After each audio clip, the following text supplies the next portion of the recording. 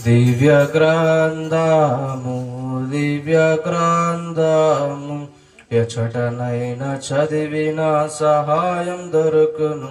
కష్టములు వచ్చిన దుఃఖములు కలిగిన విడవకుండా చదువుడి దివ్య గ్రంథము దివ్య గ్రంథము దివ్య గ్రంథము ఎచటనైనా చదివిన సహాయం దొరుకును.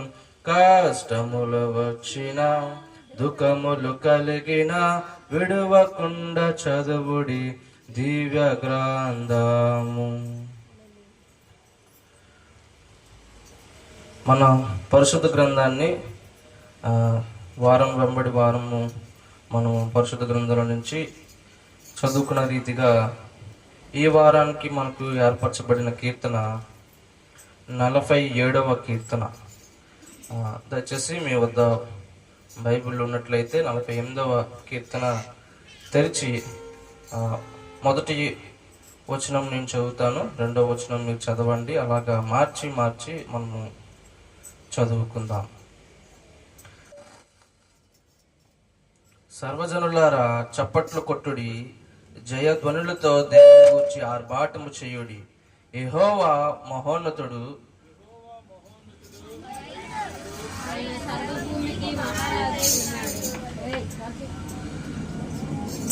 ఆయన జనులను మనకు లోపరచును, మన పాదముల క్రింద జనులను మనకు పాదముల క్రింద ప్రజలను అణగద్రొక్కును.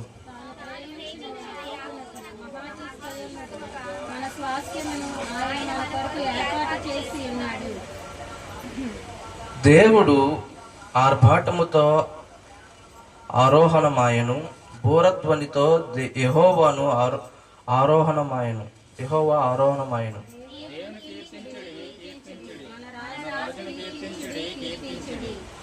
దేవుడు సర్వభూమికి రాజై ఉన్నాడు.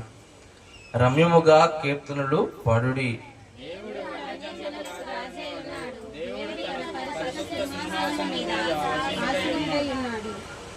ఎనిమిదవ వచనం కదండి, 9వ వచనం. జనముల ప్రధానులు అబ్రహాం యొక్క దేవునికి జనులై కూడుకొని ఉన్నారు.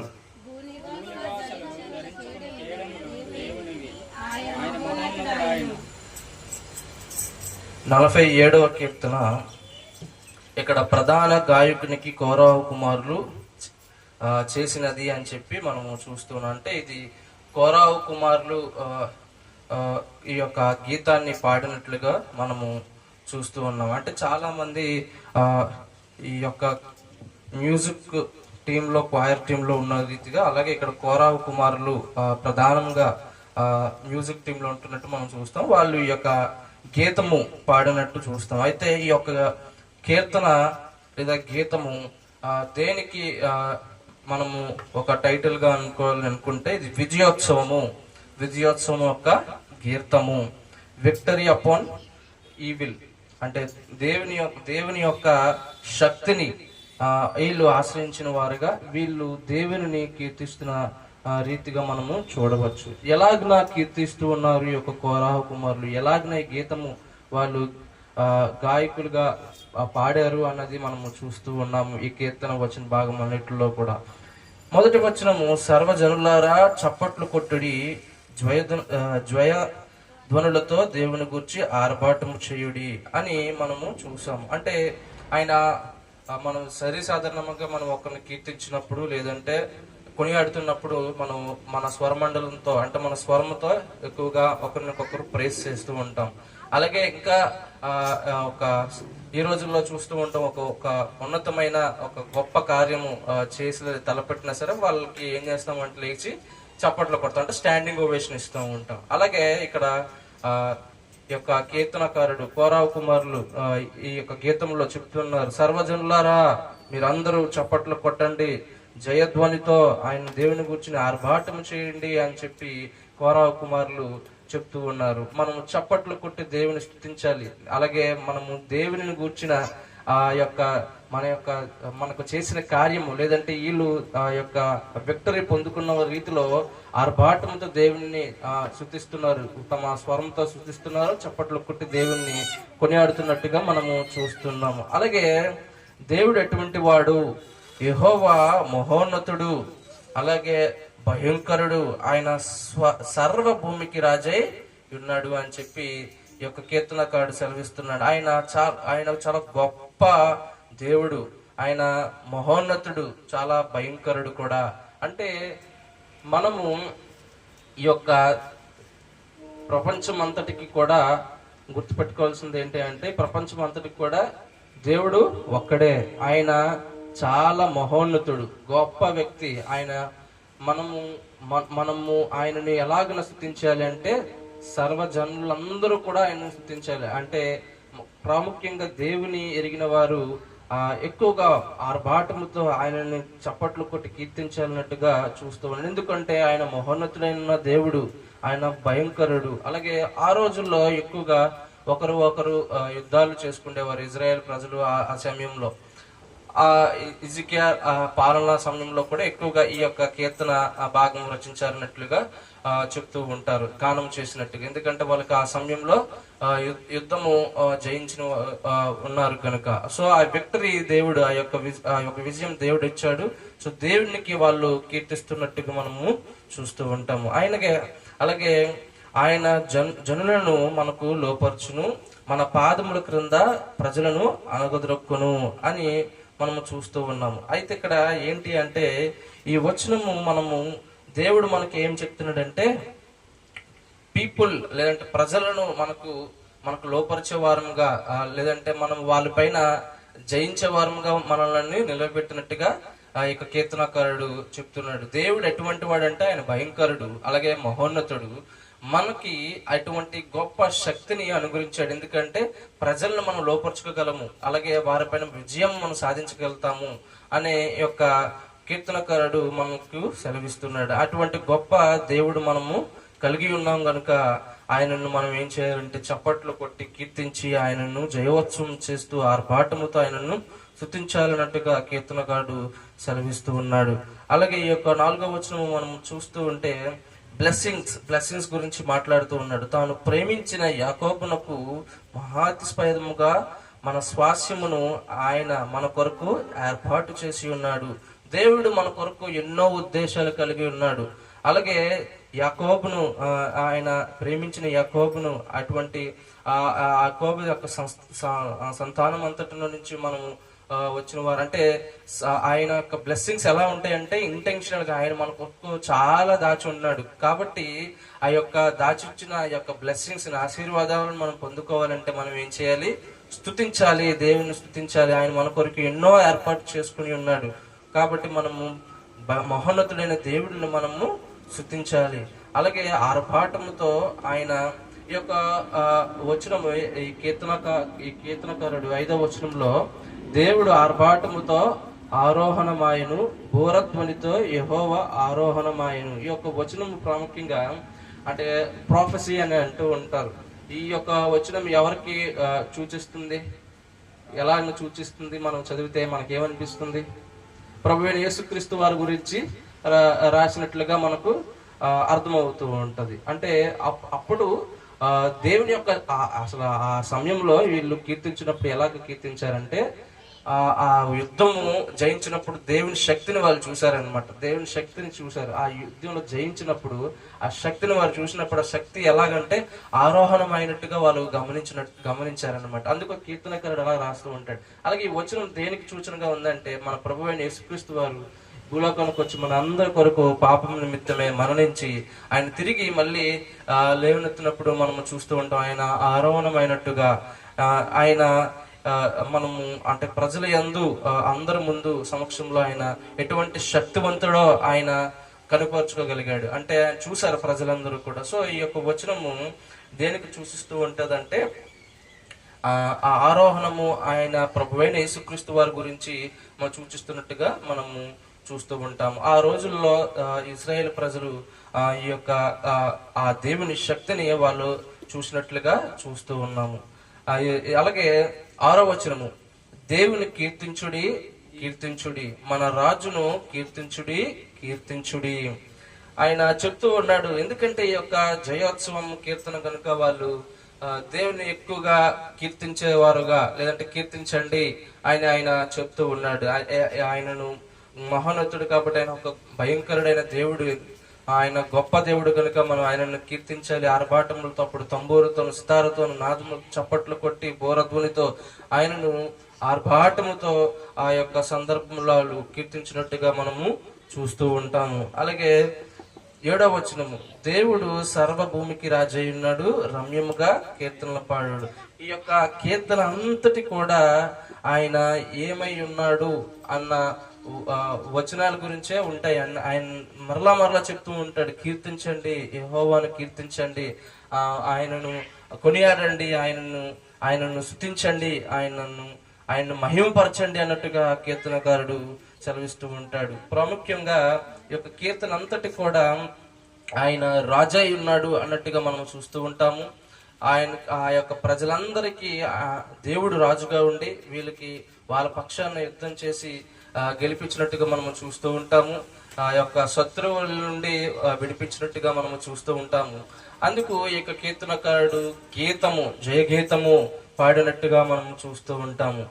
అలాగే ఈ యొక్క 4వ వచనంలో మనము ఒక ఆశీర్వాదముగా ఉన్న ప్రజలముగా ఉన్నాము అని కీర్తనకారుడు సెలవిస్తూ ఉంటాడు అన్నమాట.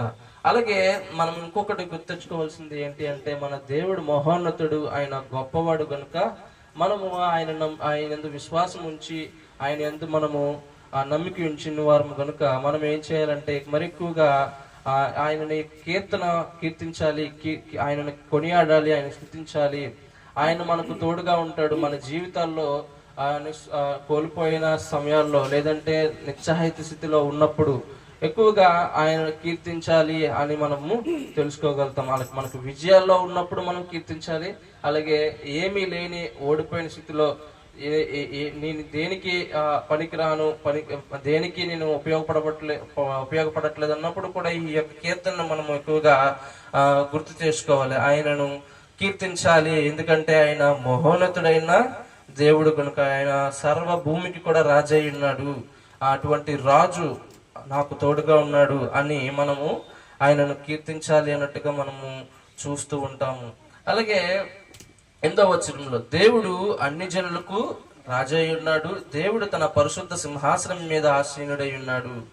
ఆయన రాజై ఉన్నట్టుగా మనం చూస్తున్నాం. అలాగే మనకు మాత్రమే కాదు, అంటే దేవుని ఎరగని ప్రజలందరికీ కూడా ఆయన రాజై ఉన్నాడు అన్నట్టుగా మనం చూస్తున్నాం. ఆయన పరిశుద్ధ సింహాసనం పైన ఆసీనుడై ఉన్నాడు. అటువంటి గొప్ప దేవుడు మనము కలిగి ఉన్నాం కాబట్టి కీర్తనకారుడు చెప్తూ ఉంటాడు, కీర్తించండి మన రాజును కీర్తించండి.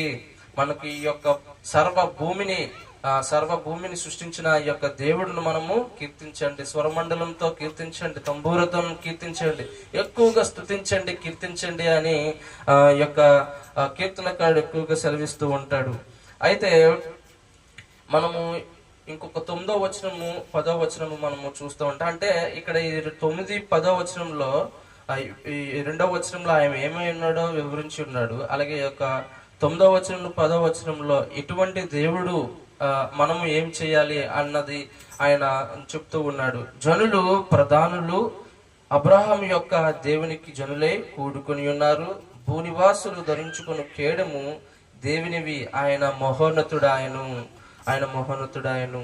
కాబట్టి మన ప్రధానులు అంటే లీడర్స్, తలగా నార్మల్ పీపుల్, అంటే ప్రతి ఒక్క జనము ఆయన అబ్రహాం యొక్క దేవుడు. అంటే మన దేవుడు ఎటువంటి దేవుడు? ఇక్కడ యాకోబు అబ్రహాము దేవుడు ఎక్కువ మనం స్తుతిస్తున్నప్పుడు మనం చెప్తూ ఉంటాం కదా, ఇజ్రాయేలు దేవుడు, లేదంటే యాకోబు దేవుడు, అబ్రహాము దేవుడు అని మనం స్తుతిస్తూ ఉంటాం కదా.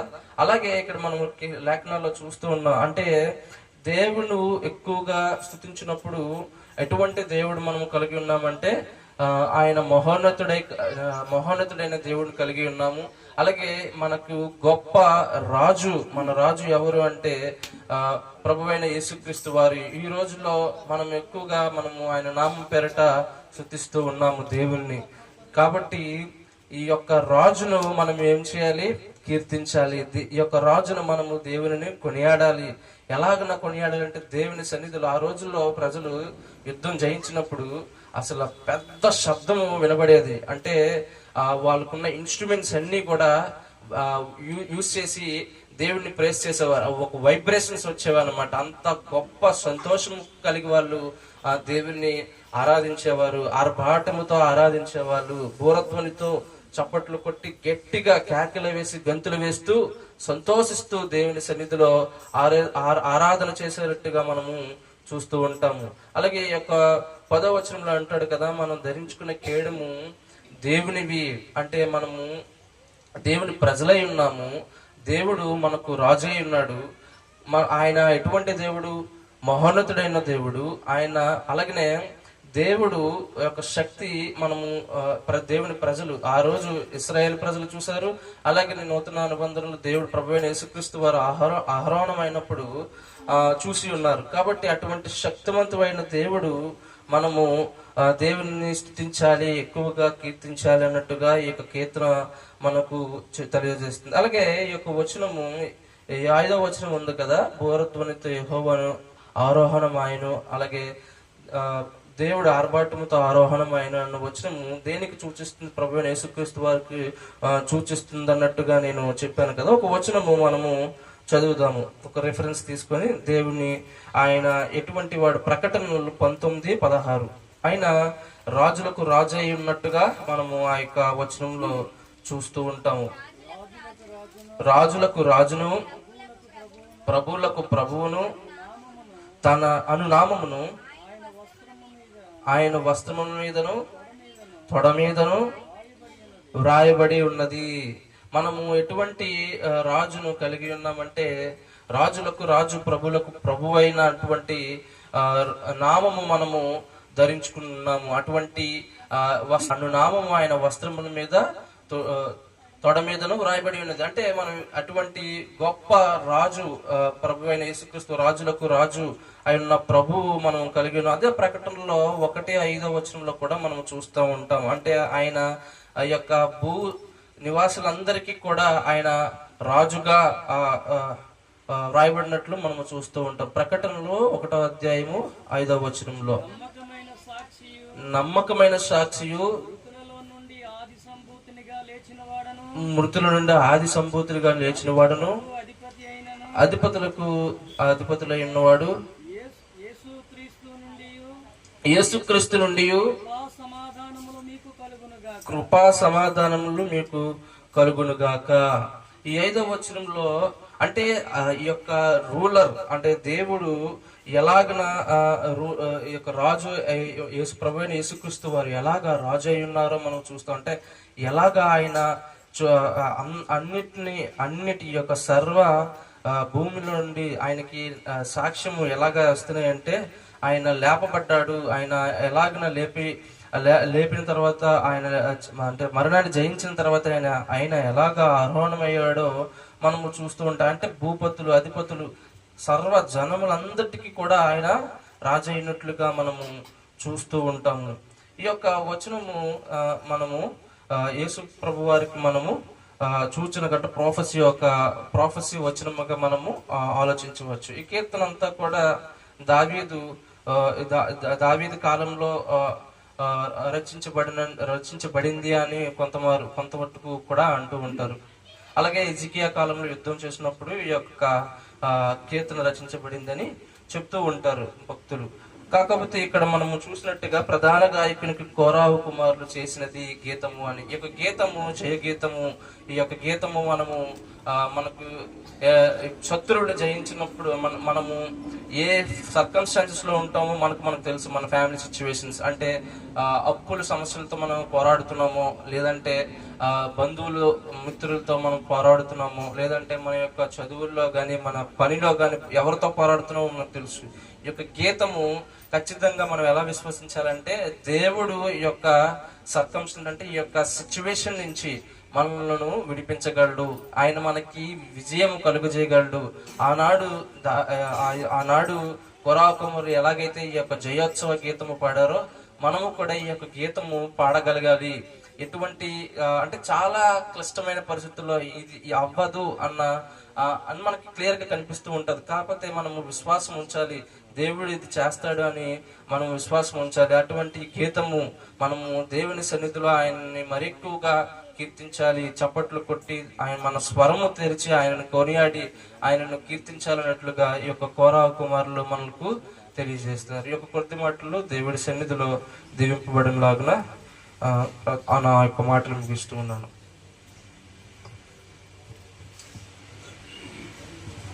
ప్రైజ్ ది లార్డ్, హల్లెలూయా. ఇంతవరకు 47వ కీర్తన, కోరాహు కుమారులు రచించిన కీర్తన చదువుకుని ధ్యానం చేసుకున్నాం. ఇది జయించినప్పుడు రాయబడే కీర్తనగా మనం చూస్తూ ఉన్నాం. ఇక్కడ మనం చూస్తే 3వ వచనంలో ఆయన జనములను మనకు లోపరుచును, మన పాదముల క్రింద ప్రజలను అనగదొరుకును అనుంది. అంటే ఏంటి ఆ మాటకు అర్థం? ఒకవేళ మనం తప్పుగా అర్థం చేసుకోవచ్చు. అంటే ప్రజలను మనకి లోపరుచుకుని వాళ్ళని అనగదొరకడానిక ప్రభు మనల్ని ఏర్పాటు చేసుకున్నాడు అనుకోండి. అంటే దానికి అర్థం శత్రువు ఎవరైతే ఉన్నారో, దేవునికి శత్రువు ఎవరైతే ఉన్నారో మనకి కూడా శత్రువు వాడే. అపవాది అనేక విధాలుగా మనుషులను ప్రభావితం చేసి దేవుని బిడ్డల మీద పురుకొల్పుతూ వారిని ఇబ్బంది పెడుతూ ఉంటాడు. వారు మన మీదకి, మన వల్ల తప్పు లేకపోయినా మన మీదకి యుద్ధానికి వస్తూ ఉంటాడు, ఏదో టార్చర్ పెడుతూ ఉంటాడు, ఏదో ఇబ్బంది పెడుతూ ఉంటాడు. అయితే మనము నమ్మాలి, దేవుడు మన పక్షంగా యుద్ధం చేస్తాడు, వారు లోబడిలా చేస్తాడు, వారిని మనకి దిగుగానే ఉంచుతాడు అని మనము నమ్మాలి. నమ్మితే దేవుడు నిజంగానే అలాగన చేస్తాడు.